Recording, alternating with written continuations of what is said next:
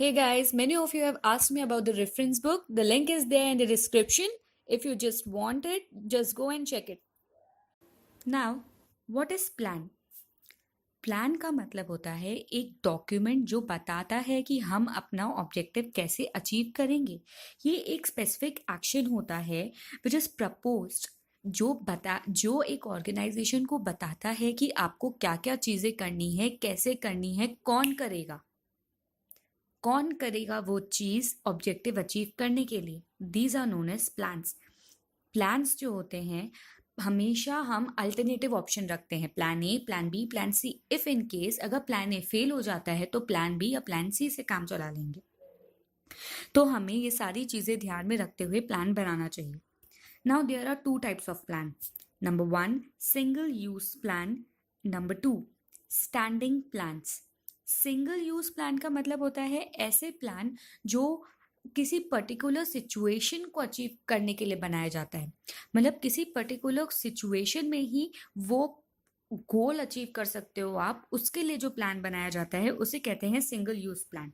जैसे कि बजट आया, हर फरवरी में बजट आता, तो जो बजट अभी आया है तो उसको कैचअप करने के लिए हम जो प्लान बनाएंगे उसे कहेंगे सिंगल यूज प्लान। ये प्लान या तो आपको एक दिन में अचीव करना है, या तो आप उसको हफ्ता भर चलाओगे, या तो महीने में। तो जो ड्यूरेशन और जो लेंथ होती है सिंगल यूज प्लान की, वो डिपेंड करती है एक्टिविटी पे या तो जो गोल आपने बनाया है उसे अचीव करने पे। Now what are the features of single use plan? Number one, single use plan, single का मतलब ही होता है वंस, तो वही ऐसे plans which are use only for once. दूसरी चीज, these plans are made to achieve specific objective which are being, which एक ऐसा ऑब्जेक्टिव आपको अचीव करना है जो एक स्पेशल सिचुएशन ने क्रिएट किया है। जैसे कि फॉर अ चेंज कोई प्रोजेक्ट है तो उस प्रोजेक्ट को अचीव करने के लिए आपको प्लान चाहिए। वो प्रोजेक्ट पूरा साल तो नहीं चलेगा, हर बार एक नया प्लान बनाया जाता है नई सिचुएशन के लिए, जैसे कि बजट, प्रोग्राम और projects. Second is standing plans. Standing plans are also known as repeat use plans. Now standing plans का मतलब होता है ऐसे प्लान्स जो रिपीटेडली चलता रहता है, उसको आपको थोड़े थोड़े चेंजेस के साथ फॉलो अप करना पड़ता है। जो स्टैंडिंग प्लान्स होते हैं वो over and over again use होते हैं। ये एक बार बनते हैं लेकिन they but retain their value over period of times, लेकिन इनका ये अपनी वैल्यू मेंटेन करके रखते हैं ओवर पीरियड ऑफ टाइम्स। जैसे कि कोई पॉलिसी आई, ठीक है, कोई पॉलिसी आई तो उस पॉलिसी के लिए आपने एक प्लान बनाया, वो पॉलिसी लाइफ टाइम तक रहेगी जब तक उसमें गवर्नमेंट कोई चेंजेस नहीं करे। तो जो उस पॉलिसी को फॉलो करने के लिए आपने प्लान बनाया है वो आप लाइफ टाइम तक फॉलो करोगे, ऐसा। नाउ फीचर्स क्या होते हैं स्टैंडिंग प्लान्स के? पहला है कि ये रिकरिंग प्लान्स होते हैं which are being used for indefinite periods. Seconds, इनका नेचर स्टेबल होता है, ये डायनेमिक नेचर के नहीं होते हैं। तीसरा, ये प्लान्स एक गाइडलाइन की तरह एक्ट करते हैं, जैसे कि कोई पॉलिसी, प्रोसीजर, रूल, मेथड, कोई regulation. These are other types of plans which are usually not classified as single use और standing plans.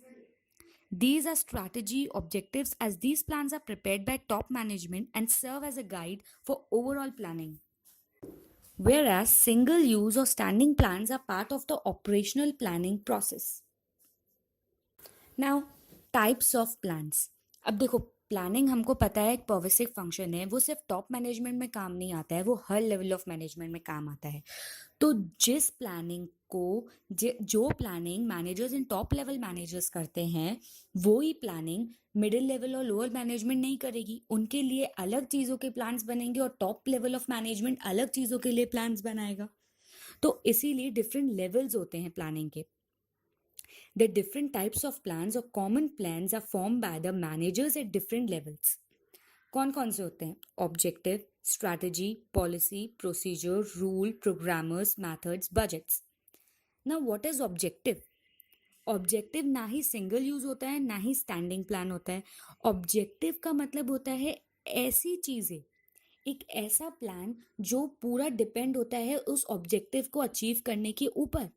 Objectives are the ends towards which the activities are directed. पूरा plan किस पे निर्भर होगा? Objective पे। पूरा plan अपन किस टॉपिक पे बनाएंगे? उस ऑब्जेक्टिव को अचीव करने पे।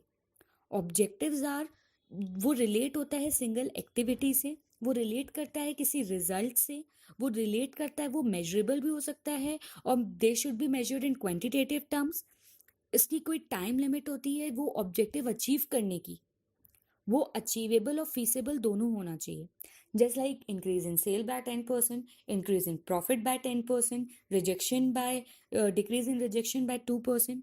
फीचर्स ऑफ ऑब्जेक्टिव्स, फीचर्स क्या होते हैं ऑब्जेक्टिव्स के? पहला, डिटरमाइन करो क्या करना है। दूसरा, end result of the planning है ऑब्जेक्टिव। तीसरा, सारी एक्टिविटीज गाइडेड होंगी towards the attainment of objective. It serve as a guide for overall business planning.